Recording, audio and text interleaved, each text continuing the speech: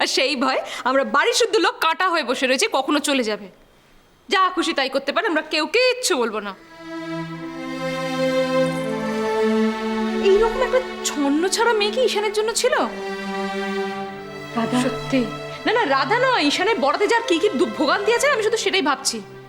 তুই একটা কথা কেন বুঝতে পারছিস না রাধা, যে ঈশানকে আমরা কোনো বেশি কষ্ট দিয়ে ফেলছি না তো? না তুই দেখ, যদি ললিতার সাথে ঈশানের কিছু হয়, ঈশান সামলে নিতে পারবে ওর স্বামী স্ত্রীর ব্যাপার। কিন্তু ললিতাকে অবহেলা করছি ভেবে যদি ঈশান কষ্ট পায়,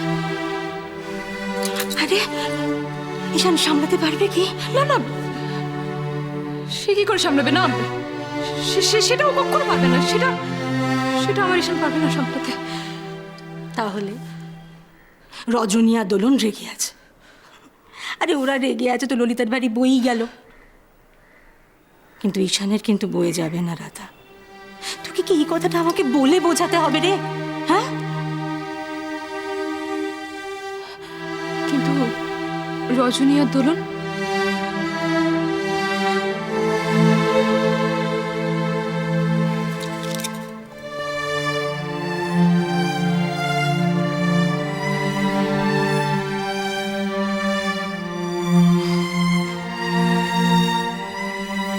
তুই ঠিকই বলেছিস।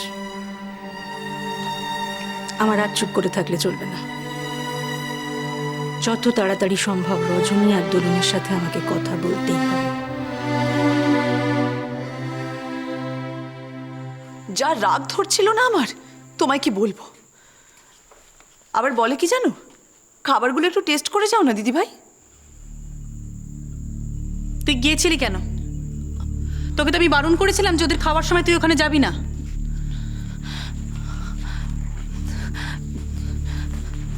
দিদি ভাই, আমি জল আনতে গেছিলাম, বিশ্বাস করো আমি একটুও দাঁড়াইনি, সাথে সাথে চলে এসেছি।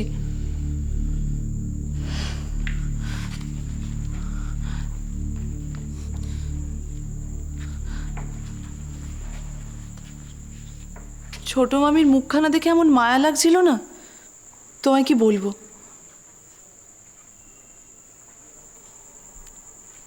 আমিও তো স্টান্ট হয়ে গিয়েছি মায়ের অ্যাটিটিউডে। একটা জিনিস আমি কিছুতেই বুঝতে পারছি না দোলন, মা কেন ললিতাকে কিছু বলছেন না? ললিতা যা খুশি তাই করে যাবে, আর সমস্ত নিয়ম শুধু আমাদের বেলায়।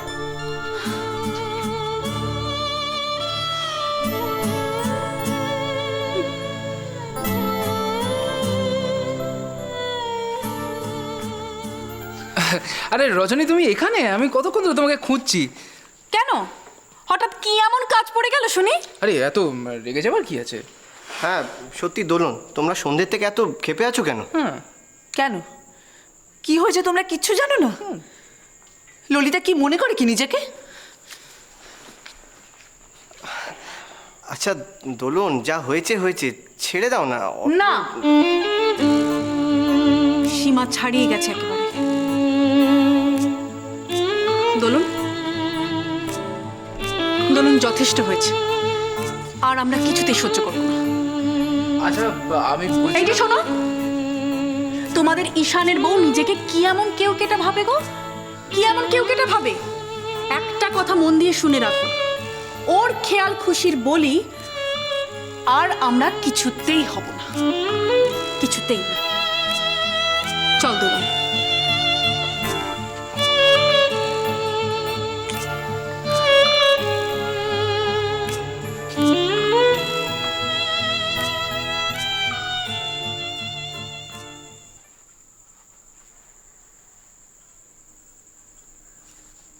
ওফ, আজকে যা বেশি খাওয়া হয়ে গেছে না রে। আরে মারাত্মক বেশি খাওয়া হয়ে গেছে আজকে। উফ বাবারে বাবা। হলো তো হলো, তখন তো যা পাচ্ছিলিস তাই খাচ্ছিলিস। হ্যাঁ, খাচ্ছিলাম। আমি তখন খাবো না, খাবো না, যা জাদু। উফ, রান্নায় যা জাদু, এক সে বড়কর এক ডিশ। সত্যি কি হাত তোমার। আমার বউয়ের হাতে না জাদু আছে, মানে রান্নার একেবারে যেটাকে বলে শেষ কথা, শেষ। আচ্ছা আচ্ছা আচ্ছা, শুধু নিজের বউয়ের প্রশংসা করলে হবে? আমার বউ কি কিছুই করেনি? পটলের আইটেমটা কি দারুণ হয়েছিল না? ফাটাফাটি। ফাটাফাটি। এই যে শোনো, আমরা এসব প্রশংসা কিচ্ছু শুনতে চাই না।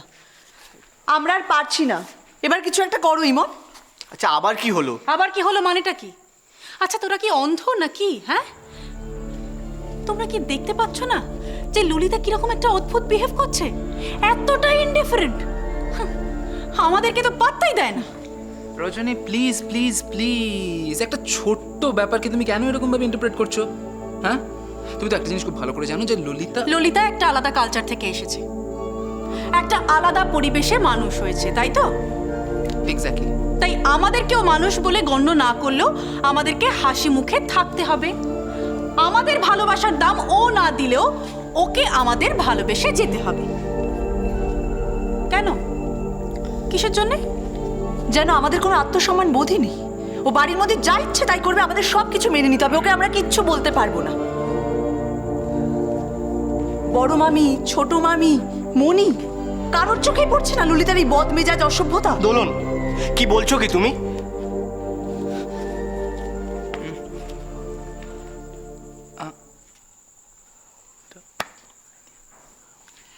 শোন, আমার মাথায় একটা আইডিয়া আছে। কি আইডিয়া দাদা? আমরা তো এখন হট হট ডিসকাশন করছি, তাই ভাবছিলাম যে এই হট হট ডিসকাশনগুলো যদি আমরা একটুখানি কোল্ড কোল্ড আইসক্রিম খেতে খেতে করি তাহলে কীরকম হয়? হ্যাঁ, আইসক্রিম খেলে দারুণ হয়। অ্যাকচুয়ালি আমি আজকে অফিস থেকে ফেরার পথে দেখছিলাম যে আমাদের বাড়ির উল্টো দিকের ওই আইসক্রিম পার্লারটাতে একটা নতুন ফ্লেভার এসছে। নতুন ফ্লেভার।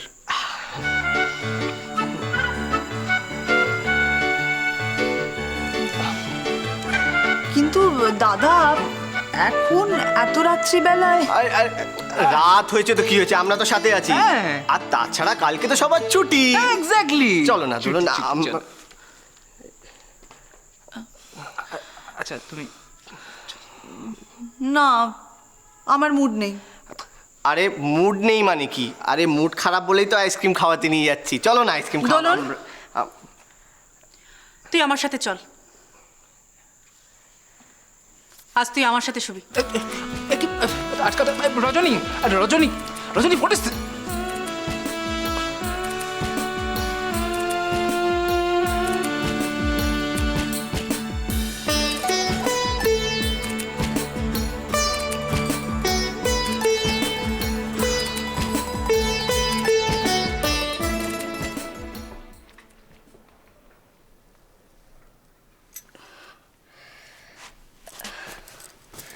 সত্যি বাবা, এই ললিতাটাকে নিয়ে না পারি না আমি। এতটাই সহজ সরল আর অবুঝ মেয়ে না, কার কি সে ভালো লাগে না লাগে বোঝেই না। তাতে করে তো যাদের খারাপ লাগছে তাদের কোনো সুরাহা হচ্ছে না রানু।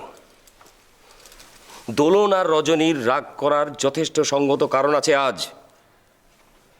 তুমি ললিতার হয়ে আর তরফদারি করো না। আরে বাবা, আমি ললিতার হয়ে কোথায় তরফদারি করলাম বলো তো? হ্যাঁ, আচ্ছা আমি কি করে জানবো এমনটা হবে? আমি কি জানতাম যে ও হুট করে বাইরে থেকে খাবার নিয়ে আসবে বন্ধুদের জন্য? আর একটা মেয়ে যদি তার বন্ধুদের জন্য ফেভারিট খাবার দাবার বাইরে থেকে নিয়ে আসে, তাতে তো কোনো অন্যায় নেই। আচ্ছা তুমি বলো না, এই কারণে একটা মেয়েকে কি বকাবকি করা যায়?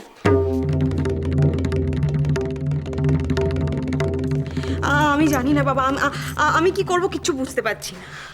যা করার খুব তাড়াতাড়ি করতে হবে রানু। জল বেশি দূর গড়িয়ে গেলে সামলানো খুব মুশকিল হবে। তুমি তো জানো যে আমরা কেমন করে বুক দিয়ে আগলে আগলে রাখছি আমাদের এই পরিবারটাকে। এখন ললিতার খামখেয়ালি পড়ার জন্য তাতে যদি কোনো রকম আঁচ লাগে তাহলে। আচ্ছা তুমি এটা বুঝতে পারছো না? এখন যদি ললিতাকে কিছু বলতে যাই, তার মানে সেটা বাবুর গায়েও পৌঁছবে। ঈশান এই বাড়ির ছেলে, ও কি এতই বোকা? ও ঠিক বুঝতে পারছে কি ঘটছে না ঘটছে।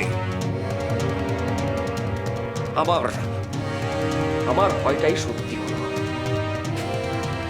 এই কারণে আমি ললিতার ঘরে এসি লাগানোর পক্ষপাতী ছিলাম না।